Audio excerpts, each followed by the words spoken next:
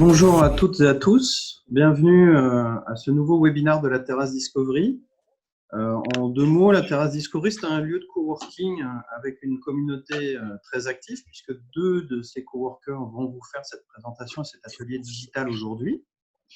Et nous avons aussi l'habitude de faire des événements. On en a fait plus de 200 avec 2500 personnes qui sont venues différentes nous rencontrer.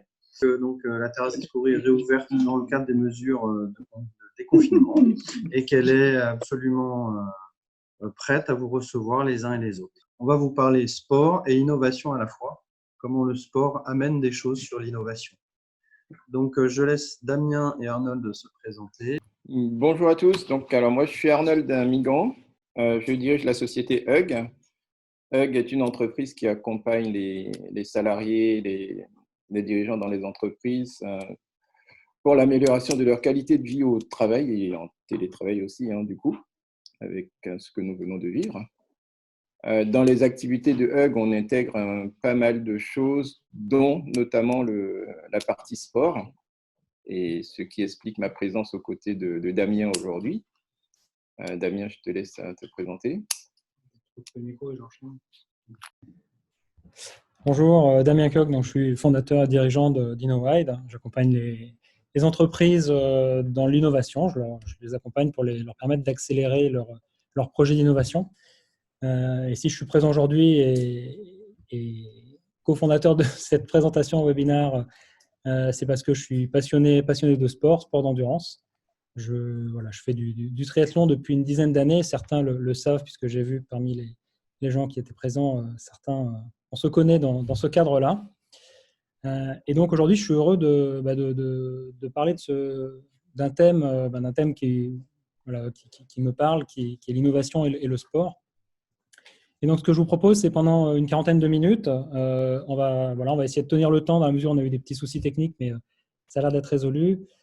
Propose un plongeon en innovation et je vous propose de voir un parallèle faire un parallèle un peu métaphorique entre le sport et l'innovation et comprendre quelles sont finalement les valeurs prônées par le sport ou quels sont les engagements que demande le sport qui peuvent être utiles à une innovation. Donc on parle souvent d'innovation innovation et sport au sens d'innovation dans le sport. Les innovations pour améliorer la pratique du sport, améliorer l'expérience des spectateurs, ou bien le sport connecté, tous ces systèmes que vous avez qui vous permettent de mesurer des indicateurs.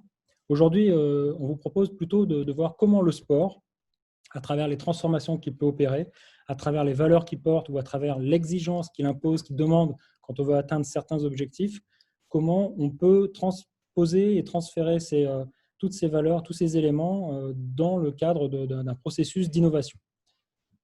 Et donc, ça va être l'objet aujourd'hui à travers un webinaire qui se veut à la fois apprenant et à la fois à mode décontracté. Et vous aurez le loisir de poser vos questions à la fin ou au fil de l'eau à travers l'échange sur Zoom, l'échange écrit. Non, je ne peux pas passer en mode plus. Ça risque de… donc déjà, l'innovation, on en parle beaucoup. On en parle en ce moment parce qu'on se dit que le monde d'après va nécessiter certaines innovations à la fois sociales, sociétales, écologiques, et puis être en mesure de gérer les crises telles qu'on a connues. Mais donc, qu'est-ce que l'innovation ? Je vais vous donner quelque chose de simple pour qu'on s'entende. Pour moi, l'innovation, c'est transformer les objets. Transformer les objets pour proposer de nouveaux services, proposer une nouvelle valeur et surtout résoudre des problématiques et répondre à des besoins très ancrés. Et l'innovation, c'est à la fois le produit qui en sort de ce processus, le produit innovant, la solution, mais c'est surtout un processus, une démarche d'innovation. Et donc, c'est ce qu'on va regarder aujourd'hui, on va faire ce parallèle et voir comment cette démarche, finalement, peut s'inspirer du sport, peut s'inspirer des sportifs, et tout sportif, aussi bien des sportifs de haut niveau, mais également des sportifs tels que je suis, c'est-à-dire un sportif simplement passionné, un sportif qui se donne des objectifs ambitieux pour une personne et qui peut être effectivement un objectif facile pour d'autres. L'objectif n'est pas de savoir si on est au-dessus ou en dessous d'autres, de se comparer, c'est simplement avec ses propres objectifs, de voir comment faire pour les atteindre dans le cadre d'une pratique sportive et voir comment on peut transposer tous ces éléments dans de l'innovation. Donc, il y a différents types d'innovation, évidemment. Il peut y avoir de l'innovation technologique, de l'innovation d'usage, de l'innovation des business models. On transforme le business model, on vend autrement un service. Il y a différents degrés d'innovation. Il y a l'innovation qui consiste simplement à optimiser ce qui existe. On parle à ce moment-là d'innovation incrémentale. Et puis, il y a l'innovation qui consiste à imaginer de nouvelles solutions. On parle souvent d'innovation rupture parce que c'est différent de ce que l'on connaît et ça permet de résoudre des problèmes qu'on ne sait pas résoudre autrement. Et c'est surtout ça qui est intéressant parce que ça impose une certaine rigueur dans la manière d'aborder ces innovations, bien plus forte que l'innovation incrémentale qui est plus le prolongement de projets de développement, d'optimisation, de prise de décision. Alors pourquoi sport-innovation ? Parce que le sport impose une certaine discipline, impose des règles, impose une façon de s'entraîner pour atteindre ses objectifs qui peuvent être plus ou moins ambitieux. Et donc, à travers le sport, les impacts sur le sport vont être sur la motivation, sur la transformation de tout un chacun. Et puis, on va voir comment les éléments que l'on trouve dans la pratique du sport et surtout dans l'entraînement pour atteindre cet objectif, on peut les utiliser pour innover. Donc, ce que je propose, c'est, est-ce que Arnold, tu peux, dans ce cas-là, nous expliquer un peu l'impact du sport sur la transformation, puisque c'est au cœur de ce que tu proposes au quotidien auprès de tes clients. Merci Damien. Alors, j'ai proposé cette citation d'Albert Einstein, que je trouve assez parlant. Le génie consiste à voir ce que tout le monde a vu et à penser ce que personne n'a pensé. Alors, qu'est-ce qui nous donne cette capacité et qu'est-ce qui nous met dans cette condition de pouvoir penser ce que personne n'a pensé?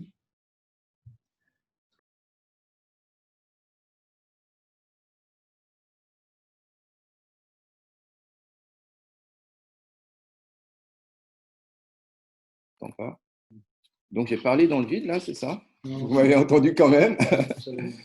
Donc, oui, j'expliquais en fait pourquoi et comment on arrive à penser ce que personne n'a pensé, qu'est-ce qui nous donne ce moyen de le faire, qu'est-ce qui différencie des personnes qui arrivent à innover facilement des autres. Alors, il peut se passer plusieurs choses.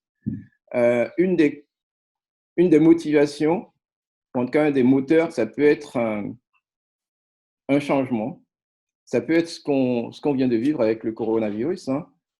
C'est comme si on nous mettait un peu le fusil sur la tempe et on est obligé d'être créatif, de rentrer dans un modèle de changement imposé. Mais il y a aussi un travail qu'on peut faire nous-mêmes et ça va passer par la façon dont on se conditionne, dont on se prépare. Donc ici, j'ai voulu faire un clin d'œil par rapport à ce que nous disent les neurosciences, notamment sur deux éléments essentiels sur lesquels le sport joue aujourd'hui sur notre cerveau. Donc, on va parler dans un premier temps de la plasticité cérébrale. Je ne sais pas si c'est quelque chose qui parle à tout le monde, mais dans la réalité, ce qui a été prouvé par les scientifiques, c'est que notre cerveau évolue et n'évolue pas forcément dans le sens de la dégénérescence, comme on a pu comprendre pendant des années. Mais au contraire, le cerveau est capable de créer de nouvelles connexions neuronales, notamment avec la pratique du sport. Et quand on va parler de pratique de sport ici, on va parler plutôt de pratique d'activité physique. Donc, ce n'est pas forcément le sport à haute dose, mais ça peut être juste des petits moments, mais des petits moments réguliers, entre une demi-heure par jour ou voire un peu plus. Et ça peut être des activités de type marche, simplement aussi, hein, qui contribuent à ça. Et donc ça va permettre, en fait, au niveau du cerveau, si on est dans cette dynamique-là, d'aller créer de nouvelles connexions neuronales. Alors, ce qui est encore plus récent, c'est la neurogénèse. Donc, la neurogénèse, c'est cette capacité qu'on a au niveau du cerveau de créer de nouveaux neurones. Et ça, c'est quelque chose qui est aussi engendré par la pratique du sport. Et ça se passe essentiellement, alors ce qui a été prouvé aujourd'hui, ça se passe essentiellement au niveau de l'hippocampe dans le cerveau, donc avec un impact important sur la mémoire à long terme. S'il y a des questions, utilisez utiliser le chat et Charles, tu peux nous dire peut-être, enfin, tu vois.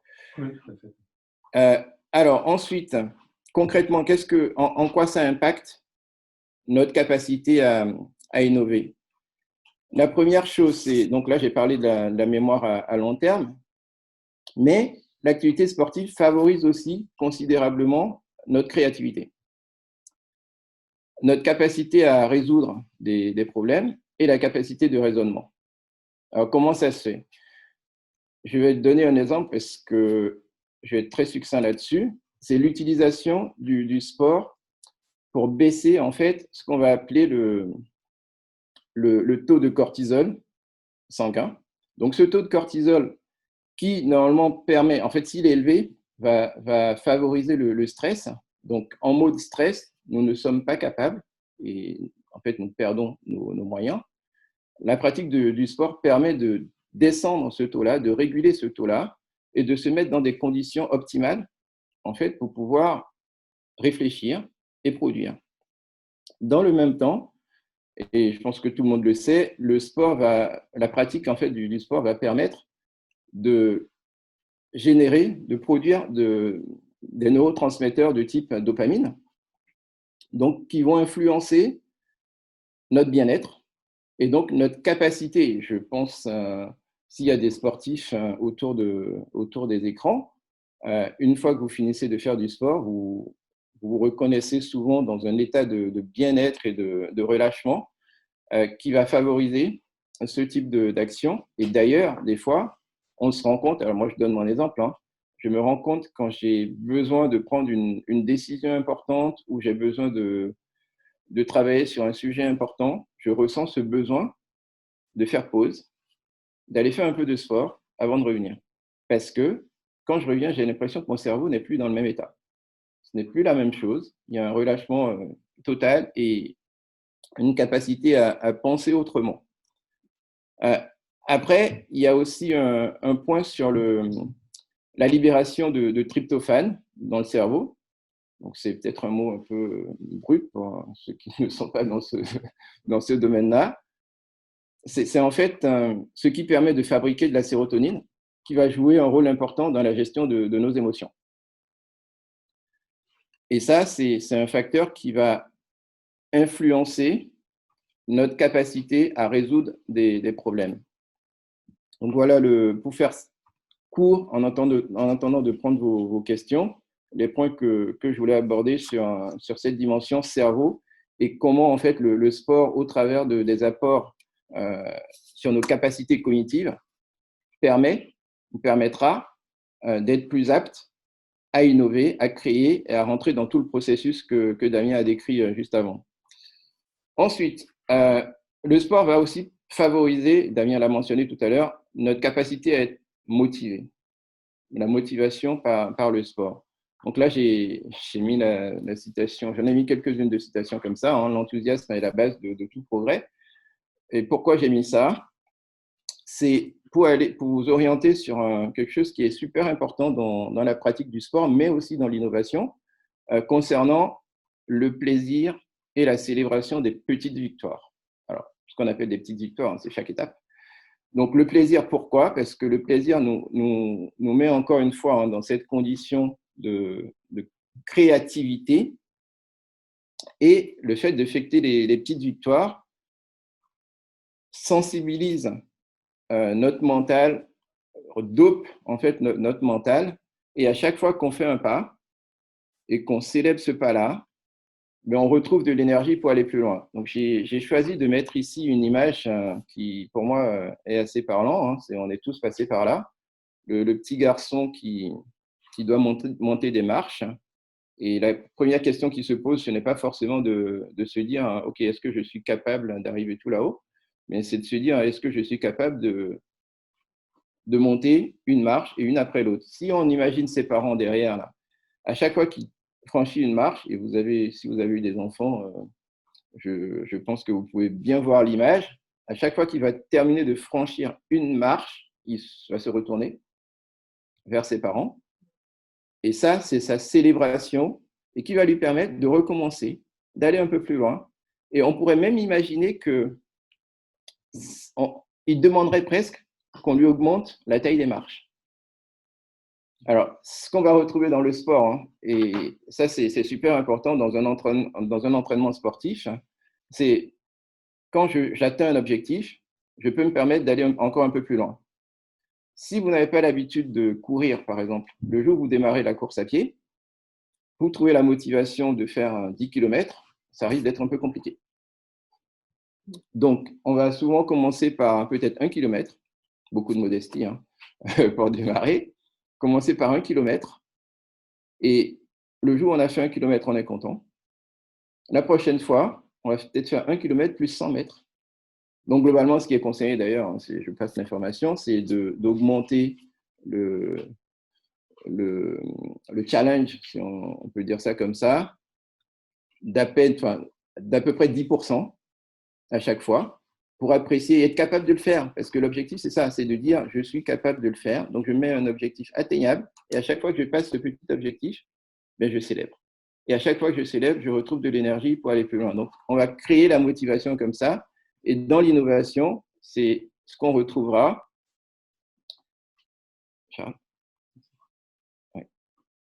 Et donc, oui, voilà, je passe la main à Damien parce que… Tu veux que je commente ? Ouais. Ça, tout le monde le connaît, tout le monde la connaît, cette citation. Ils ne savaient pas que c'était impossible, alors ils l'ont fait.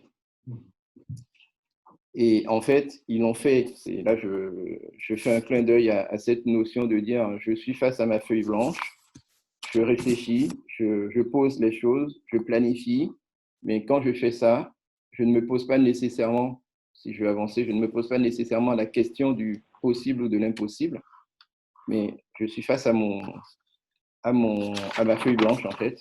Et Damien va nous parler de ce qui se passe sur cette feuille blanche une fois qu'on y est. Couper ton micro, Arnaud. Super. Merci Arnaud. Effectivement, donc je profite de cette transition pour revenir sur un point essentiel. Quand on se lance des défis, donc on a vu que le sport amenait des transformations positives sur la créativité, sur l'estime de soi, etc. Et que le sport, il faut planifier sa progression, célébrer chaque victoire. Et cette progression doit se faire de manière très structurée. Donc faire du sport, si on veut atteindre certains objectifs pour lesquels on n'en est pas capable aujourd'hui, ça doit se planifier. Il ne s'agit pas d'improviser. Quel que soit l'objectif, on peut très bien décider de dire je vais courir mon premier 10 km ou alors je vais finir mon premier marathon. Ça peut être un objectif beaucoup plus ambitieux. Ça va être je vais finir mon premier marathon, mais en moins de 3h30. Ou bien je vais courir des distances ou réaliser des sports d'endurance sur des durées beaucoup plus longues. Et donc tout ça, ça doit se planifier, ça doit se préparer. Et donc sur une période, sur une saison, typiquement 1 an à l'avance, on doit définir son objectif, on doit savoir où on va, on doit se motiver pour cet objectif. Et si on est intéressé ou motivé pour atteindre cet objectif, alors on va structurer. Et donc ça se structure sous forme de cycles, le sport, avec des macro-cycles qui sont des grandes périodes de plusieurs semaines qui vont surtout s'intéresser et se focaliser sur des aspects particuliers du sport. Sur un sport d'endurance, les éléments essentiels, c'est la vitesse, c'est l'endurance, c'est le geste, l'économie énergétique. C'est un ensemble et donc on ne va pas travailler tous ces points en parallèle. Et donc on va prioriser, période par période, le travail de certains points. Et puis à l'intérieur de ces macrocycles, on va trouver des microcycles où on va définir des objectifs bien précis par semaine, jusqu'à arriver sur des séances qui vont être structurées. Donc une séance de sport, c'est structuré et ça ne se réalise pas de manière aléatoire ou simplement sans objectif. Quand on fait une séance de sport, on doit définir quel est l'objectif aujourd'hui à atteindre. Et comme on ne peut pas travailler tous les éléments clés en même temps, eh bien le but, ça va être de décomposer et de dire aujourd'hui, je me focalise sur tel aspect, demain, je m'entraînerai sur tel autre aspect. Un petit peu de physiologie ou d'entraînement de sport. Donc, je vous présente ici des courbes qui sont le temps à consacrer en fonction de l'intensité du sport. Donc, vous avez sur l'axe horizontal, l'axe des abscisses, l'intensité d'entraînement, ce qu'on appelle l'intensité d'entraînement. Ça se mesure par la fréquence cardiaque, ça se mesure par la fréquence respiratoire, par la fatigue ressentie aussi. Il y a des échelles de fatigue qui permettent d'évaluer ça. Et si on partage cet espace en trois colonnes, eh bien, vous avez à gauche la colonne on va dire, d'endurance, où on est sur une activité qui est peu intense. On peut parler pendant cette activité. La discussion, plus on s'approche du 70% noté en bas, plus la discussion devient difficile, mais on peut parler. On est vraiment dans de l'endurance fondamentale jusqu'à atteindre la ligne SV1, qui est le seuil ventilatoire 1, qui est quand la respiration se met à s'accélérer fortement. Quand on passe ce seuil, là, on rentre dans une démarche assez active où la respiration devient plus intense. D'autres filières énergétiques se mettent en place jusqu'à SV2, qu'on appelle aussi communément le seuil anaérobie. Quand on atteint ce seuil, on a des nouvelles filières qui se mettent en route qui va être productrice d'acide lactique. Là, on a la respiration qui est très forte, on atteint des niveaux d'intensité assez forts. Et dans la dernière colonne, on est sur ce que l'on appelle du HIIT. Donc, on va travailler par du fractionné à haute intensité. Donc, HIIT, c'est pour High Intensity Interval Training. C'est vraiment, on décompose l'effort en petites séquences d'efforts très, très durs, à haute intensité. La fréquence cardiaque est très haute, au-dessus de 90% de son max. On a la respiration qui est très forte. Et les questions, là, on ne discute plus. Et on alterne ces séquences avec des séquences de repos pour retrouver un peu plus de confort parce qu'on est sorti très nettement de sa zone de confort. L'objectif, à droite, c'est vraiment de créer des adaptations puisqu'on va sortir de sa zone de confort et le corps va réagir pendant les périodes de repos, pas pendant l'exercice, mais en dehors de l'exercice, les jours suivants, va réagir et va venir s'adapter, compenser tout ce qu'il a vécu. À droite, tout à gauche, pardon, l'endurance va travailler les fondamentaux, les bases. Et puis au milieu, les dernières méthodes d'entraînement les plus récentes disent que finalement la colonne du milieu n'est pas hyper intéressante parce que ça génère à la fois assez de stress pour créer de la fatigue, mais pas suffisamment pour créer des adaptations intéressantes. Donc souvent on parle de zone grise. La zone 2, c'est un peu la zone grise, c'est la zone à éviter. Et dans un entraînement polarisé, on va plutôt se focaliser 80% du temps en endurance. Donc, on court et on fait du vélo, on fait des exercices de façon très doux, calme. Et se focaliser par contre 20% de son temps sur des exercices très, très intenses. Et on va faire du fractionné.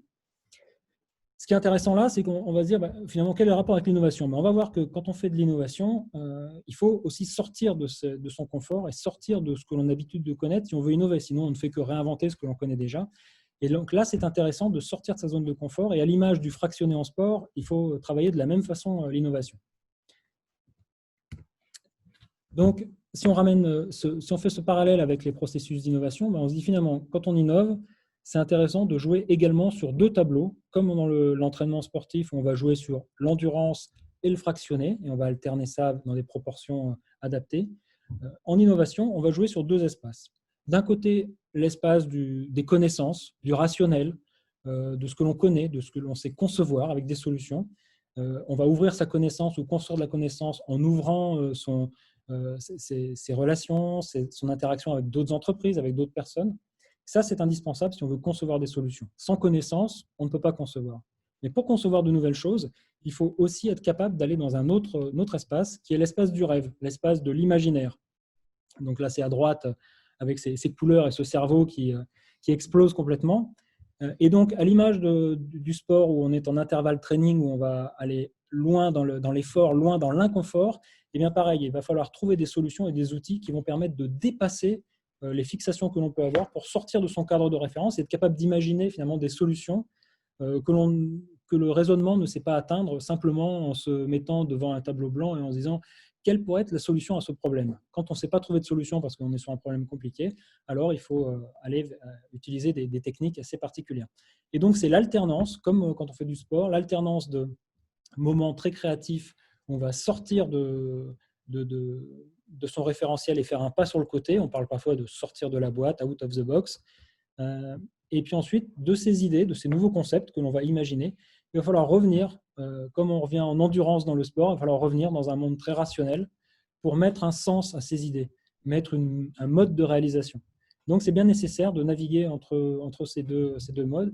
Et c'est intéressant, c'est qu'en fonction de la maturité du projet, on va plus longtemps dans un espace ou plus longtemps dans un autre. Donc, comme un entraînement sportif, tout ça, ça se planifie. Et donc, l'innovation, c'est tout sauf freestyle. C'est vraiment structuré. Voilà, c'est vraiment structuré.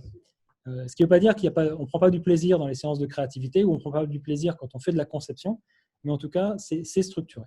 Donc, c'est le message que je voulais faire passer et c'est là où on voit qu'un sportif, quel que soit son niveau, doit avoir un peu de structuration dans son entraînement pour arriver à atteindre ces objectifs. L'innovation, c'est idem pour l'innovation. Je repasse la main à Arnold. Je pense que tu peux même rester sur le slide avant parce que ce que tu viens de dire, alors, ça se passe au niveau de l'entraînement. Micro, parce que sinon on va avoir le même problème. En fait, ce que tu viens de dire, ça parle au niveau de l'entraînement, mais même dans des circonstances, par exemple, de compétition. Au-delà de l'entraînement, le jour d'une compétition, ça peut se passer. Et alors moi, j'improvise totalement l'exemple que je vais donner, qui est mon cas, et qui revient sur ce que tu viens de dire. J'ai couru une fois, et ça a été ma toute première fois que j'ai couru un trail de 24 km. Et au bout de même pas 10 km, j'avais des crampes aux deux cuisses, aux deux mollets. Et là, il fallait que je termine. Dans ma tête, il fallait absolument que je termine. Donc là, je pense que j'ai fait le voyage entre les deux cerveaux. J'ai fait le voyage entre supporter la douleur, donc rester dans l'effort, mais vraiment au maximum de l'effort en référence à mon entraînement. Okay, mais aussi, j'ai fait ce voyage dans le rêve, en me fixant en repérant en fait sur le parcours des cibles, des objectifs, en imaginant des choses et qui m'ont permis de faire des petits pas, un peu comme la motivation tout à l'heure. Et j'ai réussi à faire mes 14 km avec des crampes aux deux mollets et aux deux cuisses. Alors je pense que, je ne sais pas si ça vous est déjà arrivé, mais c'est quelque chose qui est, après coup, on réfléchit, on se dit, mais je ne sais pas comment j'ai fait. Mais ça a été ce voyage entre les deux cerveaux, comme Damien vient de décrire, qui permet d'atteindre ce but-là. Alors, revenons au slide. Donc, tous les hommes pensent que le bonheur se trouve au sommet de la montagne, alors qu'il réside dans la façon de la gravir. Je pense que ça nous parle. On a un objectif à atteindre. Qu'est-ce qui est le plus important? Est-ce que c'est vraiment l'objectif ou la façon dont on y arrive? Et là, ce que je voudrais partager avec vous, c'est la notion de visualisation. La notion de visualisation qui est une notion clé, en fait, dans cette démarche de préparation sportive, mais aussi quand on est en condition. Donc là, j'ai deux vidéos à partager avec vous. La première qui va être sur la visualisation pour atteindre un objectif dans des conditions réelles. Donc, on n'est pas en préparation, là, on est vraiment dedans. Et comment on va faire pour y aller? Là, c'est un extrait du film La légende de Bagger Vance, pour les gens qui connaissent le golf, qui font du golf, ça vous parle peut-être. On va faire une séquence de 2 minutes 30 là-dessus. C'est OK pour vous? Je vous laisse regarder, on en parle.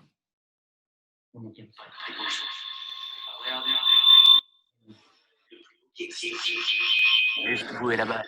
Un homme et sa solitude. Et je crois que c'est le moment. Le moment de quoi? C'est le moment de voir le chemin. Le chemin? Je le vois, le chemin, mais le trou fait 400 mètres. Il y a un petit drapeau rouge qui flotte dessus, et j'ai 12 coups de retard. Donne-moi ce club. C'est pas ça. Si vous pouviez voir ce chemin, vous en seriez pas à hacher vos balles comme on bêche des mauvaises herbes devant sa porte. Ça va, donnez-moi ce club. Désolé de l'interruption. Tenez, prenez ça et achetez le terrain.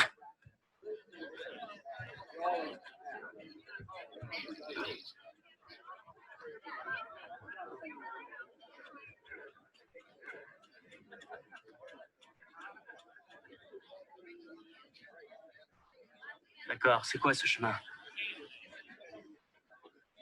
Fixez vos yeux sur Bobby Jones. Elle n'est pas facile à jouer, celle-là. Faites-lui de la place. Faites-lui de la place. Gagne-la bien, Bobby.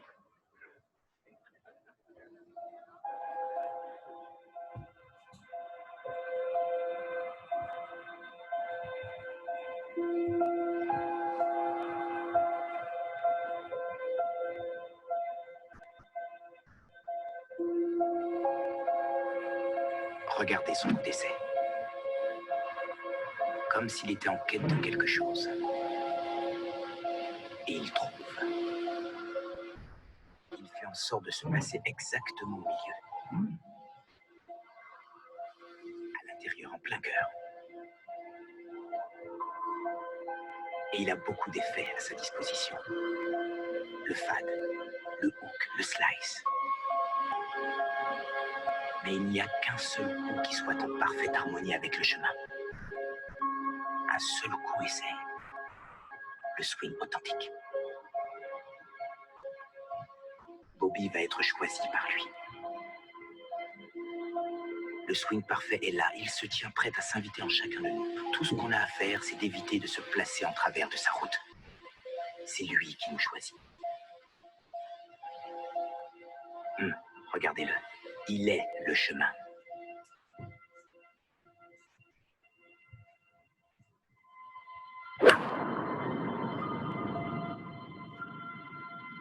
Vous voyez ce drapeau?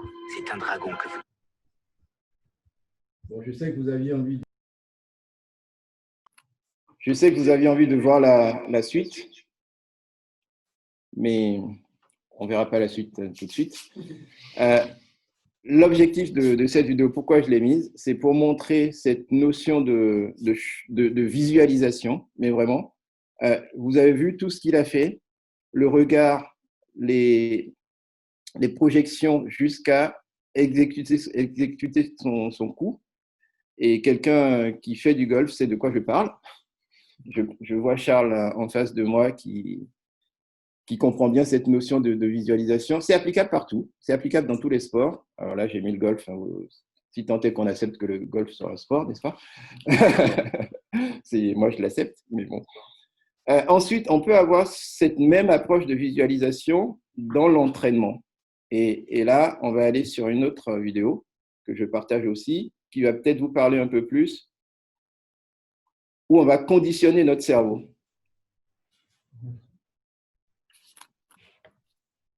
C'est du son. J'ai mis là.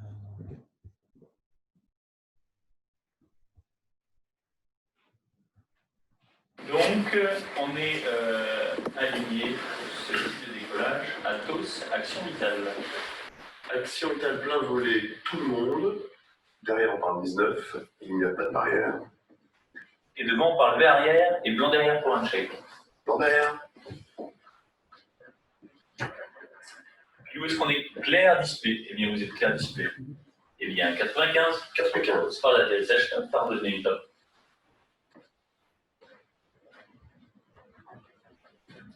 Derrière, la fumée, top. Coup de palette, top. Et top, en arrière. On vérifie BP sur marche et 95. On vérifie BP sur marche chez 95, on est fait pour un décollage, un moteur, rassemblement canin, dans l'axe virage à gauche. Et bien devant, décollage top. Derrière, décollage, top. Ensemble, on y va devant. On peut couper. Donc là, vous avez vu, on est dans d'autres conditions, préparation, où on va essayer de conditionner son cerveau, de se préparer, de répéter ces gestes-là jusqu'à ce que ça devienne une sorte d'automatisme pour nous. Et dans le sport, on va retrouver ça très, très, très, très souvent. On va le retrouver que ce soit chez les tennisman, que ce soit chez les footballeurs. On imagine bien Kylian Mbappé, quand il reçoit une balle dans la surface de réparation, le temps ou la fraction de temps qu'il lui faut en fait pour réagir et de faire un geste qui sera un geste parfait qu'il est capable de reproduire, mais X fois. Donc, c'est cette notion toujours de visualisation avant même que le ballon n'arrive sur lui, n'arrive sur ses pieds, il sait exactement où il va le mettre. Et ça, dans le sport, on va le retrouver tout le temps, tout le temps, tout le temps, tout le temps. Et dans l'innovation, c'est aussi ce qui va permettre en fait d'avoir cet objectif et de se tracer le plan tel que ça a été défini sur les étapes. Et on va visualiser le but à atteindre et le chemin pour y arriver.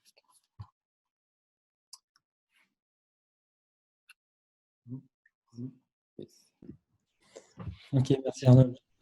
Et pour terminer, donc on a vu que le sport entraînait des transformations, qu'on s'est entraîné plusieurs semaines, plusieurs mois, voire des années pour atteindre un objectif plus ou moins ambitieux, propre à chacun. Chacun a sa propre ambition, comme une entreprise a sa propre innovation, son propre champ d'innovation, son propre besoin. et arrive à un moment donné le temps de la confrontation avec d'autres, donc de la compétition. On s'est lancé un défi, il faut participer à cette compétition. Alors, on voit sur l'image que le gars là, qui part pour un triathlon, bah, il n'a pas l'air très sûr de lui, et c'est un petit peu l'angoisse à chaque départ. Pour avoir vécu des dizaines de départs, il y a toujours cette petite angoisse qui en même temps est nécessaire. Et c'est ce qui motive, ce qui donne envie de participer à des épreuves où on n'est pas sûr de terminer, où on part en natation et on se fait un petit peu brasser au départ parce qu'on est tous les uns sur les autres. Ça m'est arrivé de prendre quelques coups et de sortir avec une lèvre un peu gonflée, mais c'est pas, voilà, ça fait partie du truc et c'est ce qui motive. Et en tout cas, la compétition, c'est intéressant pour s'évaluer. Alors bien sûr, il y a l'objectif principal que vous allez vous fixer dans l'année, dire voilà, je vais participer à une épreuve qui est dure, qui est longue, mais je vais me donner des objectifs intermédiaires qui précèdent, qui sont sans pression, et ça c'est intéressant pour s'évaluer. C'est nécessaire, on doit savoir où on en est, on doit faire de la répétition pour voir un peu ajuster ces différents réglages, ajuster la façon dont on aborde une compétition, et ça dans tous les sports.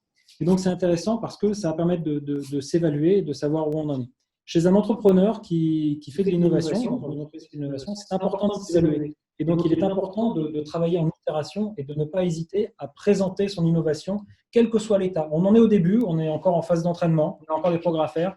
Ce n'est pas grave, on présente un produit qui n'est qu'un prototype, qui n'est quelque chose qui n'est pas fidèle au produit final, puisqu'il n'est pas encore existant, mais ça permet d'interagir et d'obtenir des retours et d'ajuster ces retours comme on le fait après une compétition. On se dit « Ah, finalement, je suis peut-être parti trop vite » ou alors « Ah, finalement, mon point faible, il est que j'ai une très bonne vitesse, mais j'ai une endurance assez faible et je ne sais pas tenir cette vitesse pendant 1 heure ou pendant 2 heures. Je suis obligé de tenir moins. Donc, je vais travailler mon endurance. » etc.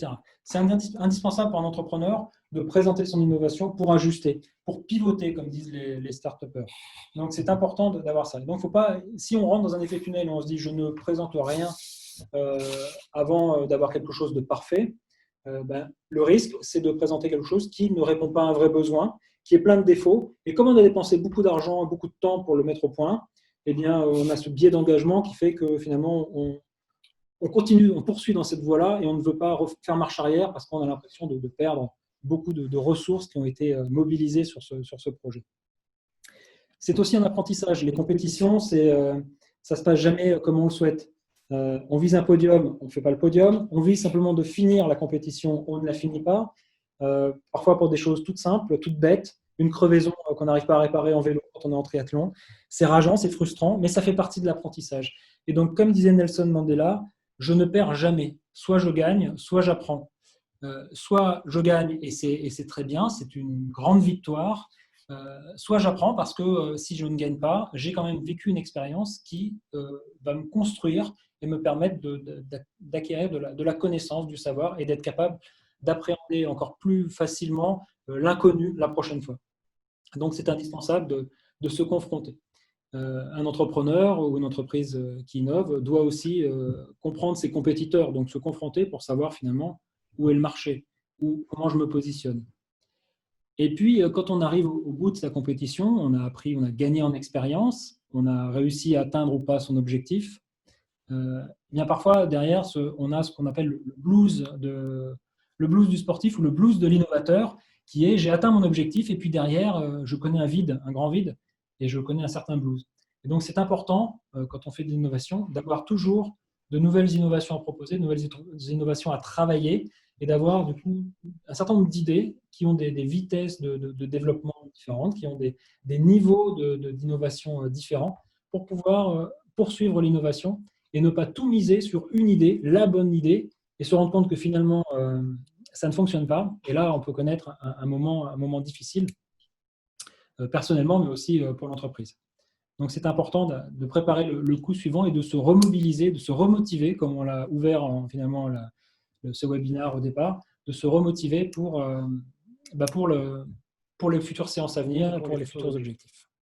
Voilà, j'espère qu'à travers ce webinaire, on vous a… Alors évidemment, on a fait le choix de vous parler de quelques éléments clés dans l'innovation. Il y aurait beaucoup plus à dire, mais il s'agit de vous présenter quelque chose en 40 minutes. Je pense que maintenant, on peut passer aux questions. Tu as une question, si tu regardes l'écran sur… L'entrepreneur. Donc, on va prendre les questions. Alors, première question. C'est celle du bas.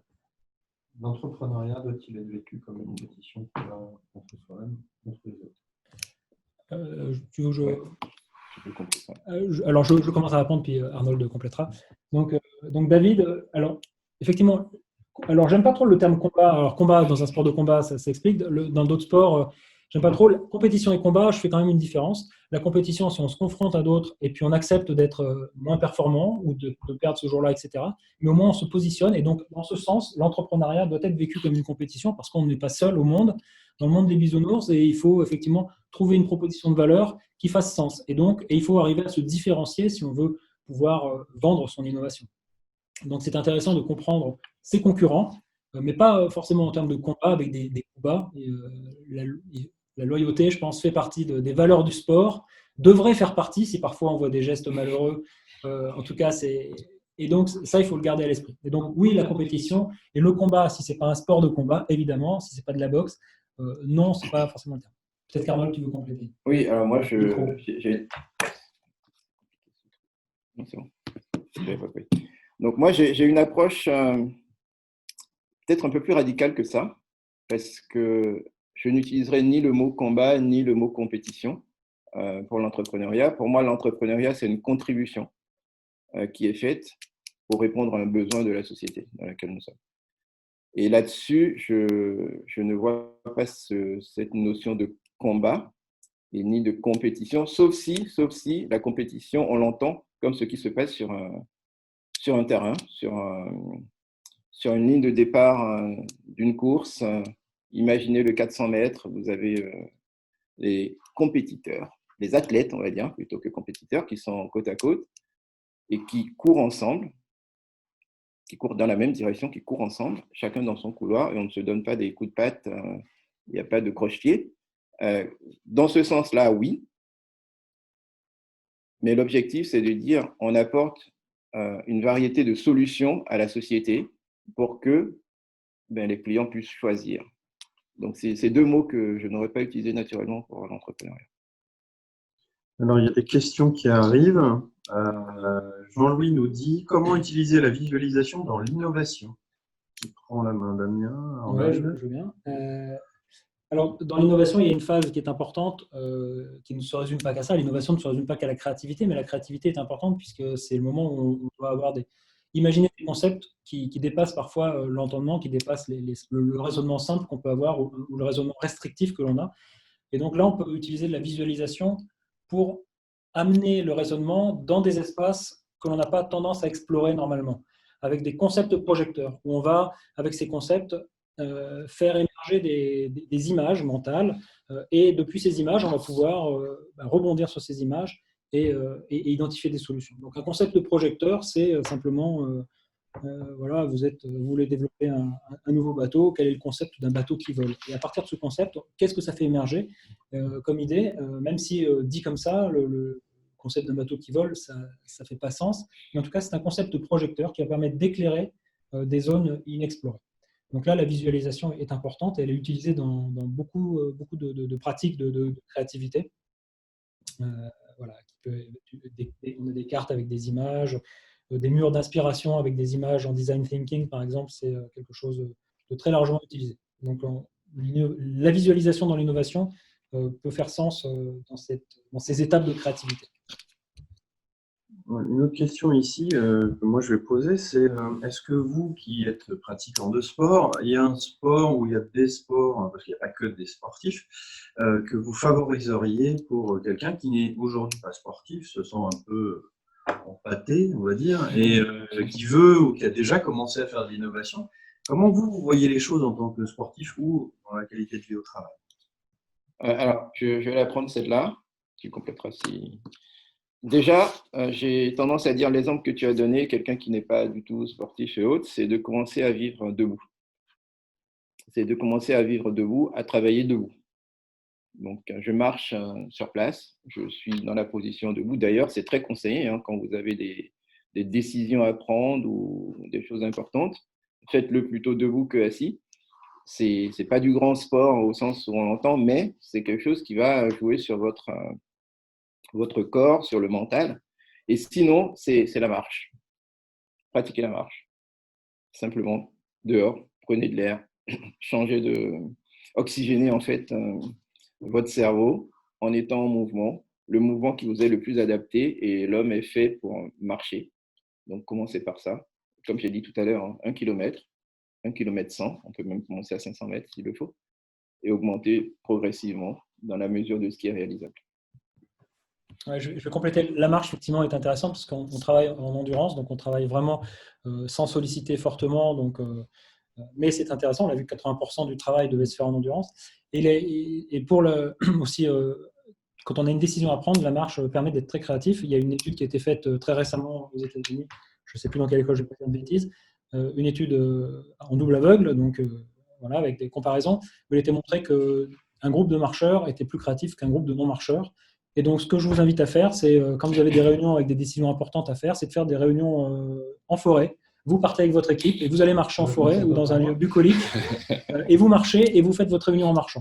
Et vous allez voir que ça va booster la résolution de problèmes lors de ces réunions. Alors, on a Lydie qui a apprécié, qui dit bonjour. Tout d'abord, merci de partager ce sujet très intéressant et innovant pour les entreprises. Ma question est la suivante. Quelle est votre value proposition lorsque vous communiquez aux entreprises? Donc, proposition de valeur, je suppose. Damien? Donc là, c'est un peu d'auto-promo, c'est ça, proposition de valeur aux entreprises. J'aide les entreprises à sortir de leurs habitudes, de leur carcan, de leur référentiel, en leur apportant, avec l'aide de collaborateurs externes, une organisation ouverte et apprenante qui permet de voir les choses différemment, de casser les idées reçues et d'innover plus largement que l'innovation que pourrait faire l'entreprise si elle le faisait seule.